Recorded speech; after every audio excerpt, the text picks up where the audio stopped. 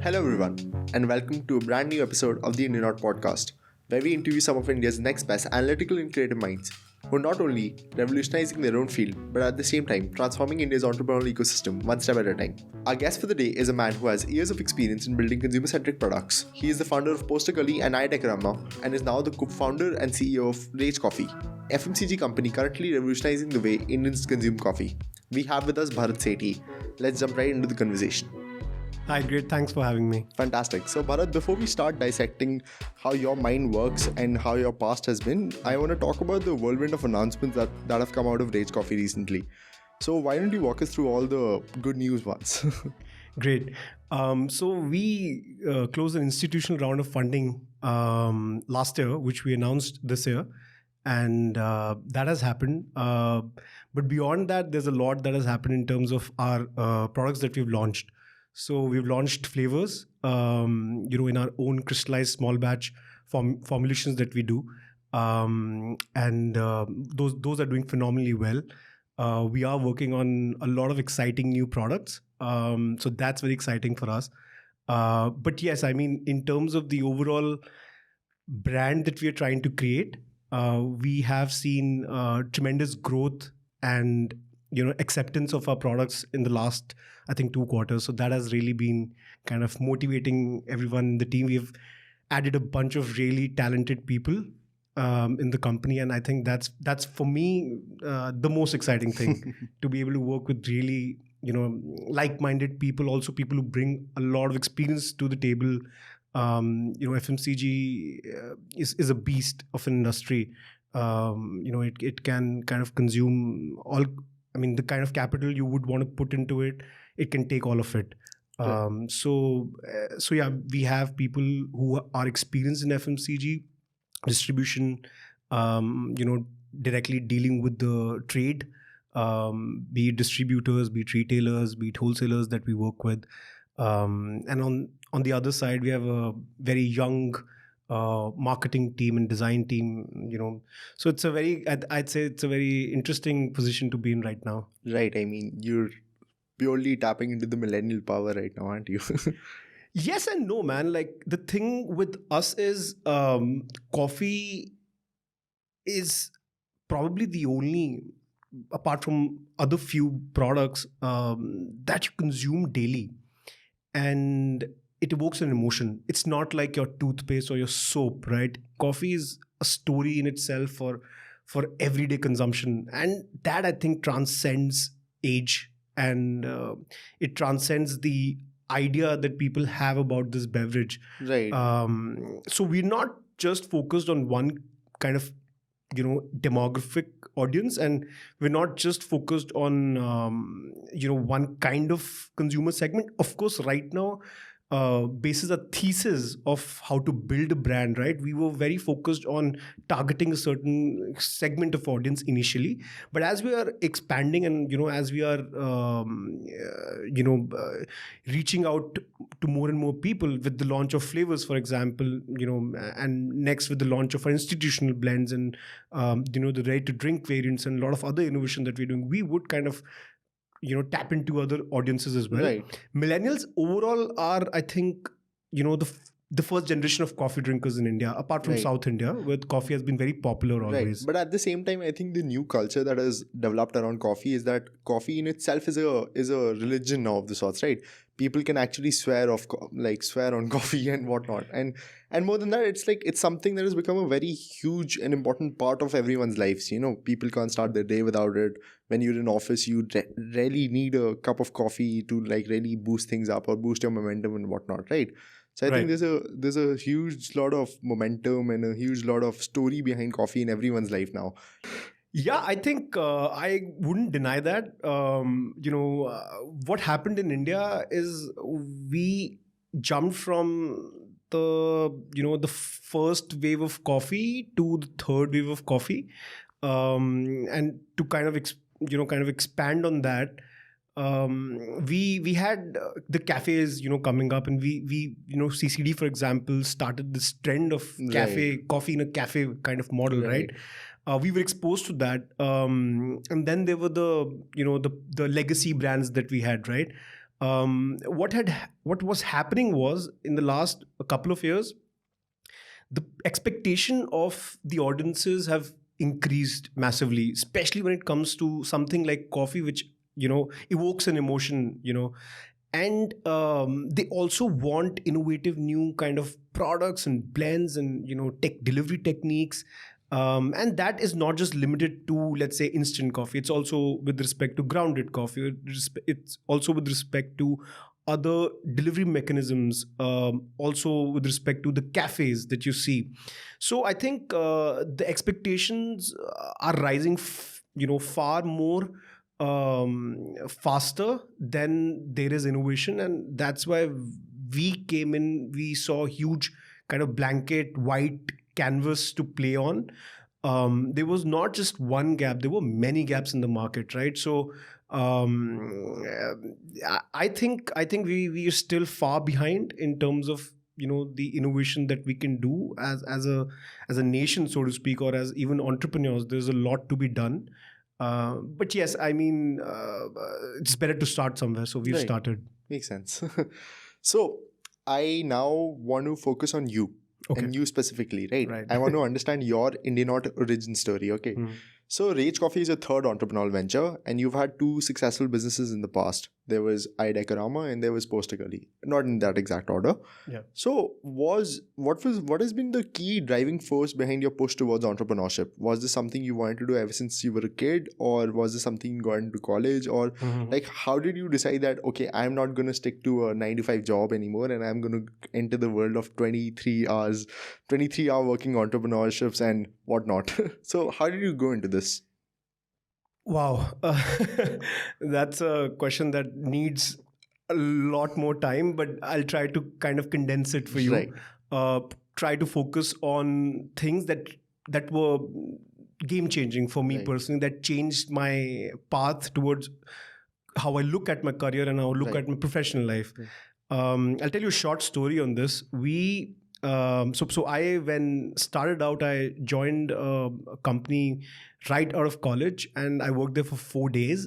And I, simply asked my manager, on the second or the third day, if I remember correctly, and I asked him if I can get some more quality work rather than just copying numbers on an Excel sheet, which I was doing for, let's say, 10 hours straight, 2 days. And he grinned and smiles slowly and said, "This is what you're going to be doing for the next 6 months." Oh. I couldn't digest that, and I even without any kind of anything, I just didn't show up. I'm so sorry, I'm interrupting you over here, but I actually love Excel, and if my boss were to come and tell me that you'll be just be working on Excel for the next 6 months, I'd be like, yes. No man, I love Excel. Like, I work on Excel. Like, everything is done on Excel, but I can't blindly enter data into Excel. Yeah. I mean, Excel is a very powerful tool, right? You can just build great business models and whatnot, man. Like, but for me, like, just copying numbers. So I was just copying numbers, right? So I was just doing data entry, right? So that was troubling. But beyond that, I think I always, I come from a family of entrepreneurs, so to speak. I had never seen anyone in a day job. I'd seen my dad, for example, work really long hours, and everybody in my family around me was doing some kind of a business, large and small and SMEs. To me, I think it came very naturally, even before I started to know, what so my career should be like. You've always seen people hustling around you. Yeah, I'd always seen people hustling around me, and I think it came from there. But then I started something, back in 2006 when I was 16. Oh, okay. And that was when I first got introduced to e-commerce, and I was very excited. With the eBay marketplaces, and eBay was like a huge, kind of name. It was a lot in the newspapers at that time, and the power that somebody had to just start selling online. Anybody could become a seller certainly, and they could sell globally. So all of that was there. I started something in the arts and posters space, and I had to, of course, give my board exams, and I had to obviously, I couldn't continue with it. But then the idea stayed with me. I was very inspired by what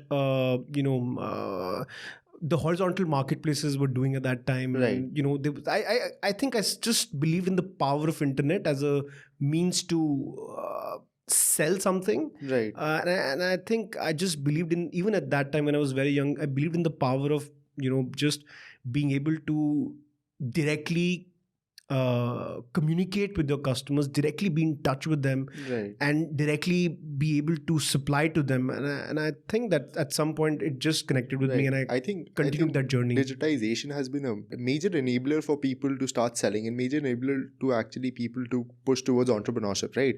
Because if you have the access of selling to anyone around the country, even if you've never met them, I think that ushered in the new era of entrepreneurship in our country, right?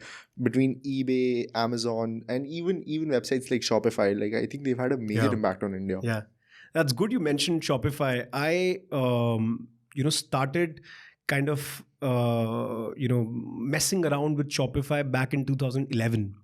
All right. Shopify had just launched in India. Right. When I say they launched in India, they just had a payment gateway integration at that time, which for them, because they're a SaaS platform, they can potentially launch anywhere by having a payment gateway integration. And it took me around 8 months to actually figure all of it out. Would you believe it? Like, at that time, the payment gateway set up, and I did not even have a PAN card. Oh. So imagine, and having a bank account, setting up the current, setting up the company, and setting up a current account in a bank, and all of that took some time. And I remember it took me around 3 or 4 months to get the payment gateway setup done. Oh, okay.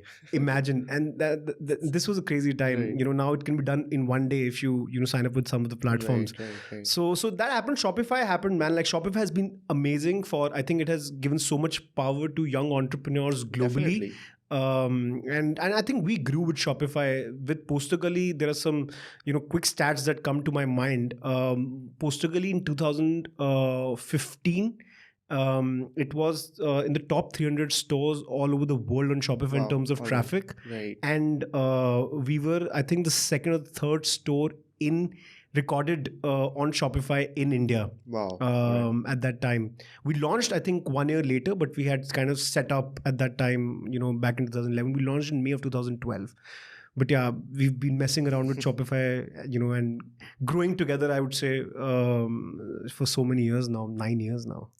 PostAkali was very empowering to me personally, Right. because when I started out, I did not know anything, like not even the basics of e-commerce, like how shipping works, how integration of technology works with logistics, how packaging really works in e-commerce, what the returns are like. And it was a roller coaster ride from 2012 to 2014, 2 years. I remember, I was barely sleeping like 4 hours, 3 hours, because I was also a very young entrepreneur. I did not know how to build teams, Right. how to really attract talented people. Right. And all of that happened because I met some amazing people. I, learned a lot from, these mentors that I started to build this kind of ecosystem I was trying to build for ourselves. But one thing that always stayed was PostAkali kept on growing. For us as a small, very, very small team, even 2 years after, PostAkali, we were doing like double-digit lakhs in a month with almost 50-60% net margins. And that, truly showed the power of online and truly showed the power of entrepreneurship and just really a lot of dedication around building something. PostAkali was phenomenal, like in terms of reaching out to an audience, filling a gap, product market fit, all those lingos that you hear about startups. That I did not know all of that was happening. And only later I realized, I got product market fit in like 6 months. And I touched 1 lakh visitors. I think because when you started, you must not be aware of these metrics, right? And by the time you started calculating them, you're like, this is done, this is done. I've achieved a great CAC, I've achieved a great LTV. Yeah, I mean, I can understand, because I believe you purely focused on the product itself and let everything else fall into place. Right. We were building something that did not exist. Right. And that again is a huge driving force, right? Because people needed it. Yes. It was not just me. I remember they were, I was a huge poster fan, like forever, right? Right. And artwork in general. I used to go through pages of Andy Warhol on Google Images. I remember Right. I used to just take printouts from my neighboring, print stores and frame them. So all of this really when I used to put it in my room and somebody used to, my relatives, for example, used to come like, what are you doing? Like, what is all this? Right. And that to me, I think was exciting because people who could relate to what I was doing, they would be like, where can I get it? Versus people who just saw it and said like, this is something that is there a business in this? There's so many people who told me constantly, is there a business in this? And I'll tell you, even 2 years after launching, my parents, for example, thought of me that I was not like, this was not something serious. Kya karega This was not something. No, kya karega? To nahi, because I was always very independent. I have never really, I have never really seek validation from anyone. I only seek validation from my customers. And I think that is the biggest thing. And if they are ready to pay for something, and if they are ready to pay for it for a long time, it's a good business to be in, I feel. Right. And so I see that you guys recently, like regularly on Rage Coffee's Instagram handle, you guys share screenshots of like customer reviews and customer validation, customer feedback, which I think is a great way of like providing, like, what do we call it, trust factors and trust signals to everyone else as well, right? Yeah. So that I think comes from the fact that after years of experience in branding and marketing and just customer outreach, building brands, I'd say, to be very specific, you realize that signaling of how something is changing someone else's life is the biggest mover, is something that really moves an audience. In today's time, I think most people buy because they see other people buying it. Right. And when we started doing those screenshots of reviews, we really just wanted to let people know, that, this is how people are, this is how they are consuming this product, and this is how it's changing their life. This is how they feel of this product as something truly game changing and different. So that helps. I think signaling really helps. Referrals and the entire kind of loop you create around it, especially for a consumable like ours, like a food product, it's something that really, I think in the first couple of months, it was a big growth hack. And it simply, was me communicating with all of these people regularly. Yeah, you were communicating with your community of followers and community of brand loyalists, right? Yes, absolutely. Yes, we see you. Yes, we hear you. Right. Yes, we acknowledge if you found any fault in our product. And sure. Yeah, and more than that, we are really glad about what great feedback you've given us. Right. Yeah, exactly. So Rage Coffee is a very bold brand. Right. When I say it's a bold brand, I don't mean just by the colors that we use or the brand tones or the communication that we use or the signaling that we give to our customers. It is how we are positioned because of the product. So I just want to interrupt over here. Yeah. So the minute I saw the new advertisements and the new endorsement from Run Vijay, I was like, damn, that is like such a great fit with the product. When you use the word bold, and when I think of Run Vijay, I was like, it just fits so well together, right? When I saw him on the bike, like the advertisement with him on the bike and him having a shot of Rage, and I was like, it'll just all perfectly looks so naturally together, right? Right. So I mean, I completely understand what you say when you mean the word bold over here. You can't build brands by forcing your messaging or by forcing your thoughts, what you think as a promoter, or as a company, or as a team. Brands are built by emotions. Brands are built when people think and perceive of you as something. And brands go wrong in trying to force that motion. It's your DNA. As a company, you have to think like that. Why we thought of ourselves as very bold is because the product in itself was very different. Right. The product had the power to be authentic, be bold, and be also take that pole position and say, hey, we are the best. Doesn't mean that we are arrogant about it, but we know what we're doing. There is a certain premium to it. And we give, this amazing experience to you. This entire cycle that you go through when shopping with us, right? And that is where it stemmed from. And years of experience of entrepreneurship teaches you that to build something that truly stands the test of time, it has to begin from day zero. Right. It can't be plugged in on day 2 or day 3. And that's what we're following. So, speaking of your years of experience, there was PostAkali, Right. then there was iDecorama. Both of them were successful businesses, and now then there's Rage Coffee.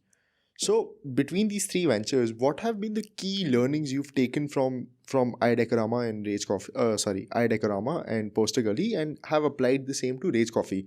And at the same time, what are key learnings that you've understood that these are things where I need to reinvent the wheel, or where I no longer need to follow the same way or the same thing I did over there? So, what are the key learnings that you've applied to Rage Coffee from your past experiences? To answer your question, I think it's best if I break down, my learnings into the key functions of running a company. Let's start with brand building and marketing.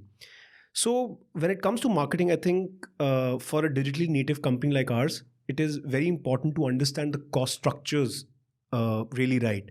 And by that, I mean, there's always the cost of acquiring a customer, right? So those key metrics are very important. Like, you cannot ignore the cost structures around marketing, especially when you're doing, building a brand online. We take a lot of pride in being direct to consumer. We see this as the future. We believe that the next generation of FMCG companies will be digitally native. In 10, 15 years from now, we see a lot of large scale 400, 500 crore companies in India being digitally native. So that power can only be exploited completely, and that can only mean something if your cost structures are right. By being digitally native, we don't mean that we are distributing only online. We're building the brand online. I'm reaching out to you as a consumer online. I'm doing the messaging online. All my communication with you is online. And that's where the market is going, we believe.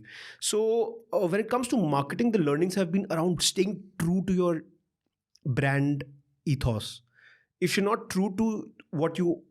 For consumer business like ours, for a B2B business, it might be different. But if you're true to your brand ethos, and if you really do not compromise on that, sooner than later, you will capitalize on it. Patience has to be there. With marketing, you cannot try to have very short-term gains. People who try short-term strategies with marketing usually end up failing. Depends on the product category, but I don't see a lot of people who would continue to spend, let's say, on a Facebook or Instagram or Google ads for a long time if the cost structures are not right. So I think that's very important. To give you a quick view of how we're doing it at Rage Coffee, we are profitable from month 6, 7. And for the entire year, for the financial year last year, we were profitable. That's amazing. And we are closing, our metrics at a sizable number in terms of revenue. So I think that has happened. So that, I think, is very important. So marketing cannot happen without data and understanding of data, especially for a digitally native brand, and then staying true to your brand ethos. When it comes to sales and distribution, I think experience really counts. So somebody who has a lot of experience in doing distribution, doing sales, understands how the sales funnels work, understands how science, is really... sales is all science, basically. Somebody who understands that it's important to work around that. When it comes to hiring, I think my major learnings have been working with people, like hiring the right kind of people, hiring the right mix of people, building a culture in the company. How can culture really differentiate you as a company? Like, I think of culture in the company as a moat, actually. All right. Businesses can have, differentiation with the culture. And that, I think, is very powerful. If you build the right culture, the scalability of the company kind of increases, I feel. The power to scale becomes immensely higher. Because then you don't have to go through those churns of attrition and everything. And if you have the right culture, you hire the right people by default. And that, kind of trickles down to the lowest kind of denominator in the company. Right. So I think that's very important. If you have any openings, let me know. All right. Sure. If you have any openings, let me know. All right, that's a good point. We do have. I mean, we should always have hiring options open. For sure. In case the podcast doesn't work out, I know I'm going to work next. Yeah, I think you should try with the podcast first. We always like to work with people who are doing their own things, like Right. ex-entrepreneurs and founders and people who have been in leadership positions and have tried their hands at different things, because the company's top management, or just the DNA of the company is very, I'd say, very eccentric would not be the right word. I think But- I understand what you're trying to say. Yeah. So you're We're kind of enabling misfits, every man. team. We are a bunch of misfits. You're enabling misfits, and more than that, you're enabling micro entrepreneurs in your team itself, right? Right. Everyone works That independently. is the right word, actually. I think of our people as entrepreneurs, Yeah. and they are really trying to work towards a mission. I keep saying this, right? I love inspiring people in my organization, Right. but we want to work with self-motivated people. There's a huge difference. I mean, it's extremely important to work with self-motivated people. Yes, Because I think it's great that a company always has ups and ups, but business cycles, there are always downs and everything. Correct. And at that stage, you do not want folks who are like, whose entire motivation runs out of how the company is performing, and they are not able to like invest in the vision themselves, right? Absolutely. That's where the self-motivation matters. Right? Because if Absolutely. you are confident about the vision, and if you see like a down, if there's like a decrease in sales, even then you'll be comfortable to know that, okay, I need to really hustle over here and really need to work hard on improving these Yeah. things, instead of just be like, oh man, I think this is the end of the company. I don't know Right. what's happening. I think the slump will continue. Right. I think that's where the self-motivation factor comes in. Yeah, I think for somebody who's trying to build a company and is in the initial days, I think the first 20 to 30 odd people, full-time people in your company, are extremely important. Right. And I cannot emphasize more about how they can make or break it for you. Right. I have made mistakes in the past, and I've hired in a hurry, I've fired in a hurry, and I've done all of that. And to me, the biggest difference that we're doing right now with Rage is just being very sure that people who work with us and people who work for the product, right, for the brand, they are really on a mission. And when you're on a mission, you don't think about anything else but that mission, right? Right. So I think is a big moat that we have when it comes to our competitors as well. Right. So the one common aspect I see in Rage Coffee, iDecorama, and PostAkali is the importance of branding and marketing. And I've looked at PostAkali's visuals ever since I was a kid, like the logo and how the entire website was built. And I've seen Rage Coffee recently as well and everything. And I can see that I think it's a huge priority for the company, branding in general. And I think it's a topic really close to your heart as well, right? So just shed some light on all of this. Just tell us about how much of a priority is it for you, and how do you look at what is your approach towards branding? Right. So in a very quick sentence, I'll say it's very, very important. I'm almost borderline OCD when it comes to design. Right. And especially when it comes to digital brands, I think creative work that you do is very, very critical. And another thing is there are various kinds of branding, and you can have. It depends on your positioning and what you want to communicate. So whenever we, I start out and thinking about doing something, especially let's say in the last 8 years, 9 years, I've thought about 4-5 different kind of things. And brands, it has to connect with the gap that you're trying to fill in the market. So branding cannot exist in silos when it comes to what you're doing eventually, what the outcome of that product or service is, right? So for me, it's very critical to have the right kind of branding, and it can be anything. It could be very bold, it could be very minimalistic, it could be very pop culture-ish, it could be very contemporary. It depends on what you're trying to build, number one. Right.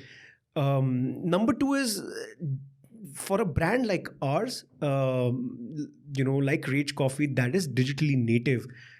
Creative work that we do, be it photography that we put out, be it the digital creatives, be it the content, be it the communication that we have through those creatives with our audiences, I think to me it is all about how you are connecting with your audience. Right. And if I want to connect with you in a certain way, for which I'm very clear about, then I need to make sure that it's getting across. I think what you're trying to say is that standardization is key, right? Yeah, I think you have to again be true to what you're doing as a brand, and really write it down like in big bold letters what you are doing, so that everybody in the organization also really understands what you're doing. And branding or marketing and communication or public relationships that you do, all of this really boils down to how a consumer thinks about you. All of this can not mean anything if what you're trying to do is just a variable for a consumer. It is not a whole story. And even if you have like initially, let's say, an X amount of consumers who think about you as or perceive your brand in a certain way, I think from there you have to just kind of multiply that, and can work. So branding, I think, is very critical. When it comes to branding, I think content, creatives that you use, the homogeneous nature of what you're trying to do is very critical. Right. Okay, so let's just jump to some other topics now. So I personally am a huge fan of Rage, okay? Right. And my day doesn't start without a chilled glass of Rage coffee. And this is cue for you to actually like give me free stuff already, because I've like really pushed your product a lot so far. Sure. Right? Right. But I, as a user, really love the entire customer journey and the user experience I myself have experienced, right? Mm-hmm. From the unboxing experience to the branded cardboard box I receive, which has the fresh aromatic jar of Rage, Mm-hmm. to the entire, like, I see it on social media as well quite often, Mm-hmm. that the Rage shots are quite famous among your brand loyalists and everything. So Right. so and now that you've also started sharing screenshots of your customer review and feedback on social media, so how important, like I can see it's pretty important, but what is your entire angle towards customer experience for an FMCG brand, like from a product aspect, like from a digital product aspect? What is your entire product journey like, or a customer journey like? So for the cue that you gave regarding free products, one of the things that is mentioned in a brand thesis, actually, Right. In this booklet that we've created, and we share it with everyone who joins us, every vendor that we work with, for example, is that you will not find Rage coffee free anywhere. We will not. I don't allow profanity on my podcast, but I think I should start abusing you at this stage. No, of course I will give it to you for free, and the box is right in front of you, it's for you. I mean, honestly, the entire concept behind me starting this podcast was to slowly lure you in to get free products from you. All right, that's already happening. That's already happening. No, but I mean, to share like my 2 cents about, again, on the positioning and the branding of what we do, we don't want, it's not a luxury product, Right. okay, but it's a product that you need to earn, I feel, Right. at this point in time, at least. From what I basically mean is, the sense of it is that we don't want to be discounted. You will not find actually Rage coffee products discounted more than. Believe me, it's quite difficult. I've tried. Yeah, so because we don't, it can be earned. I've scarred your social media. I've scarred Rage's social media. I've scarred your website and everything. Right. Just to be like, what can I get more than a 15% discount or a 10% discount? You will not. You have to earn it. I did not. You have to earn it as a reward. So, we partner with platforms that probably will give you a certain discount, but you have to spend something. Right. It could be fitness platforms for that Right. matter. You have to walk or do a certain kind of, burn a certain amount of calories to get a discount on Rage coffee, and those are the things that we're very proud and we're very happy. So for example, if you partner, or if you sign on a platform that we have partnered with, you can actually get a Rage coffee for free, but then you'll really have to work for it. So the way we think about customer experiences, we want to make it very easy, very simple, for anyone who wants to, try Rage coffee. For example, if you are a new customer, you can simply come on the website, and you can check out in, I think, max 1 minute. If you have an account with us, you can check out even faster. If you want to subscribe to us, we have an offer for subscription as well.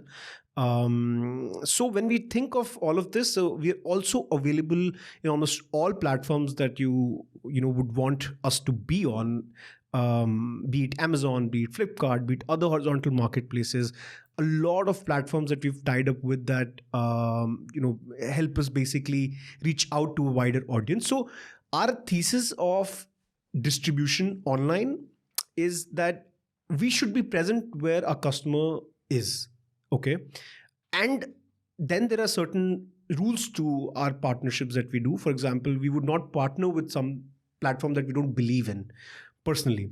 When it comes to offline distribution, we are currently present in more than 500 point of sales. That's awesome. And there's a very experienced team, in the FMCG industry who building that piece out for Rage Coffee. Be it institutional presence that we have, be it the blends that we do on the institutional side. But when we partner with a retailer as well, like a A+ general trade store or modern trade outlet or a gym or a fitness lounge or something, we make sure that our communication goes out the right way. We're also now setting up a division for pop-ups and events, right? So people can also try our products, because we're going to launch a ready-to-drink variant, and I'm disclosing this on your podcast. So that's going to come out very soon. That's amazing. So all of that, I think, is our thesis. It works within our thesis of distribution and customer outreach. We also try to control the experience as much as possible, to the extent where we definitely have built out all those playbooks for our sales, teams, and playbooks for our own internal, platform vendors that we work with. So I think it is very critical, very important, and that's my job. That's all that I do. That's awesome. That's awesome. So besides branding and marketing, I really want to focus on the beverage science team once. Right. So the science behind your product is something that rivals MNC brands and traditional national brands as well, right? Sure. We've seen that on your website and everything. So walk us through that once. Like, what kind of a scientific culture is Rage following at this moment? Awesome. I think a very important question. To answer this in a more knowledgeable way, let me just take you through what a product is exactly. Right. So Rage Coffee is basically a single serve product as well as an instant coffee product. So it's ready to mix when it comes in these shots. They're the jars that we do, and those are very useful for people who use it for residential purposes, and then people who are on the go, going to a gym, going to their office, who want a consistent coffee experience which they could never get at that kind of affordable pricing before. And so that is the kind of space that we work in, right? And we are innovating in the emerging coffee category. So our product is basically a functional coffee product, which by that sense means that we have worked on building something that has the functionality of caffeine. Caffeine is an extremely powerful, ingredient, and there are so many studies that have come out recently in the last 10 years about how caffeine works with theanine, for example, which is a tea extract, also one of the ingredients that we have in Rage Coffee. How it's really good for boosting energy, and if taken in the right appropriate amounts, how it can really improve focus and also enhance your fitness. It's a billion-dollar market, multi-billion-dollar market in the West. And there was nothing like that in India, right? So we innovated in this space, and we focus on this particular consumer segment of health and fitness freaks initially. And our product is basically the three things that really differentiate it. I think number one is the supply chain and the sourcing that we do. For example, the flavors that we've launched, we took around 6 months to finalize the product, and as a startup, it's quite some time to spend on R&D and marketing, and there's a cost attached to all of this, right? But we wanted to launch something that is extremely differentiating from the price perspective as well as the quality perspective. What we're doing with the flavors, it has never been done in India before. In fact, the innovation that we've done with a flavor like orange, the flavor like caramel and hazelnut, and at the price point it's available to the audience. It was all being imported into India before this, right? Definitely. So we're a completely homegrown brand innovating around all this. The science behind the product is quite complicated, but to explain it in a very simplistic way, our product has essentially ingredients that work with caffeine in enhancing the power of caffeine, and it gives you this amazing bold flavor. It has 6 natural plant-based vitamins, that synergistically work with caffeine and enhances your fitness. It's also functional. If you try it black, you can have it straight black. If you want it with milk, you can do it with milk. But the 3 things that really differentiate us is, one is the supply chain, as I mentioned, the sourcing of the ingredients. We're really kind of anal about it, if I can say. So the second thing that we really care about, is the proprietary formulation that we have, and we work with almost 30 odd vendors, and that's a huge amount for one product, right? So we work with all of these vendors to get the right product to the audience. The third is the packaging and innovation. So these single shots that we're doing is really something game changing, because if somebody had to experience something between a highly expensive coffee from a specialty high-end cafe versus coffee in their office, right, which would usually be not so great, in fact could be very shitty at times, filter coffee. So if you want to spend like something in the middle, and you want a consistent coffee experience, so it fits in really well. You can take it with you on flights, in hotels, and in the gyms, and to your workplace, and it kind of fills your need for coffee, because you really want to have a great coffee experience, and it's your 5-10 minutes in that day, right, where you really want to think, be internalized. Maybe that's what I do, and I know a lot of people who are doing that when they drink rage.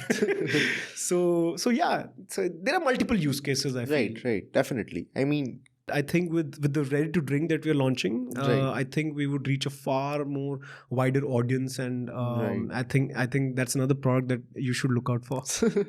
So speaking of the coffee market in India, right, and I want to focus on the coffee and beverage market of India in general, right? So what kind of challenges and opportunities do you see in that space, and what kind of trends do you see emerging in recent times? We're very far behind, all right, from the West. When I travel to Europe and I travel to the Americas, I think it's a space that's very close to my heart forever. I remember walking into a grocery store, I think in Berlin, in 2014, and I was there to get something from the something to drink in the morning, and I saw at least, I don't know, there were at least 100 types of different kind of beverages for me to have. Wow. In the morning, juices, there are different kinds of juices, and functional drinks, and dairy products, and non-alcoholic beverages, and even non-dairy alternatives, right? Non-dairy alternatives, and those were not very popular at that time, but yes, I was flabbergasted actually, because I was thinking to myself, where are we? How are we so far behind? And it always stayed with me. And I think the ready-to-drink beverage market is, we're an iota of what we can be. All right. Because the taste and the preferences are going to continue to evolve. And when I think of us in the overall beverages space, I think there's a lot of gaps to be filled by entrepreneurs, be it in the functional beverages space, be it tea and coffee, be it juices for that matter, where I see a lot of gap. I think if you look at the numbers, those numbers and market reports will tell you, it's a $4 billion market, it's a $5 billion market that's ready to be tapped by the young entrepreneurs and big companies. But I think the larger companies have outsourced innovation to all of us. I think that's what's happening, right, globally. So I think of this market as still very nascent in India. I can see very, very large, even public companies in this space, by just innovating on 5 or 6 different kinds of products in their portfolio. And I think it's a great play for somebody, and I think our audience just needs more. The Indians, the we as a country, we just need to be exposed to new things. The only challenge that I see is the manufacturing. All right. That's a huge challenge, because the manufacturing capacities and innovation around it is still very far behind. We are lacking there, and I can think and think and think, okay, we want to create this and we want to create that, but when you go to the manufacturers, right, who would probably invest crores into their setup, right, they don't think like we do. They're very uh, you know they're very happy with their own setups, and I would not even say that. They would probably just limit it to what, how much they can think about innovation. Right. So I think that is limiting for an entrepreneur who wants to innovate. It is limiting, but I think it will happen with time. We are seeing a lot of new age contract manufacturers Right. who think like the young entrepreneurs do. So I think it's only time till a lot of that starts to happen. That's great. That's great. Really, really hoping for the same. Like, I mean, I can understand it from that point of view that, like, India's entrepreneurial ecosystem is really developing. So, and it really needs to catch up with the vision of the entrepreneurs itself, right? Yeah. I think that's the crux over here. Yeah. So I just have two more questions for you, Sure. right? So one question being, so what growth plans does Rage Coffee have for 2020, and like let's just extend that into 2021 or 2022? Where do you see Rage Coffee in the next 2 to 3 years? See, we see Rage as a brand that would stand the test of time. Right. And when I say that, I mean, as an experienced entrepreneur, I made a lot of mistakes, right? And those mistakes were very good, right? Because they taught me of how building a company needs time. Patience has to be there. So the biggest thing that I've learned is you need to give time to. There are no instant gratifications that you can have while building a company, and you should not have that. You should have a very long view plan of building your venture. 5 years, 10 years. The plan that we had with Rage, was that we wanted Rage to, when we launched, we wanted Rage to be something. But now I think the plan is to be able to take Rage, to the next level. We have global aspirations with the brand. We don't think of ourselves as just innovating in the long-term view, just innovating in the coffee space. We think of ourselves as a functional foods brand, a new age brand that's thinking very differently about plant-based food and thinking about beverages and functional beverages, to be specific. So we want to create a brand that stays forever, that stands that, as I mentioned, that test of time, because it can be very, very rough. The journey can be very rough, and there can be those ups and downs. If I talk about the short-term view that we have, we definitely are going to launch some very interesting products. Right. Some very interesting collaborations are going to happen. We think of ourselves again as being available everywhere. All If right. you want to have a Rage coffee, you should find it wherever you are. That's the goal we're working on right now. We are, trying to get Rage coffee everywhere, and it's a journey, and it has to be planned, and it needs a lot of capital at the end of the day. But that's where our mind is revolving, to be focused on our distribution plans, to be available everywhere where our consumers are, to continue to innovate on some very interesting products, to break barriers. I think that's the way we think. We would not launch something till we are extremely confident of it breaking barriers in that category, building a breakthrough product in that category. So that's how we think of short-term, plans of Rage Coffee. Since we have some very, very experienced partners on our side, so I think that should happen soon. Right. That's great. That's excellent. All right, Bharat. So, what advice do you have for other aspiring Indianauts as a fellow Indianaut yourself? So I think to all the aspiring Indianauts out there, I think the biggest advice that I have for them is to be true to who you are. Getting into entrepreneurship is a very long journey. It's a very tough, compromising at times, and also sometimes not very fruitful journey. So you should be in it for the right reasons. You should feel for the product or the service. You should be passionate about it. You should see a gap. You should really be very self-motivated to create a dent in that space. I always keep saying it, right? That entrepreneurship is not like running a business. Entrepreneurship is about building something that did not exist before, or is trying to fill a gap.